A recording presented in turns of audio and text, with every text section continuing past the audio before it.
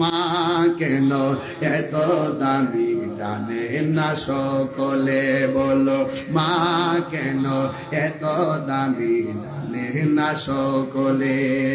জানতো যদি পড়তো দেখে কোরআন হাদিস খুলে, একটি হজের সওয়াব মিলে, একটি হজের মাকে একবার দেখিলে, মা কেন এত দামি জানে না সকলে, বলুন মা কেন এত দামি জানে না সকলে।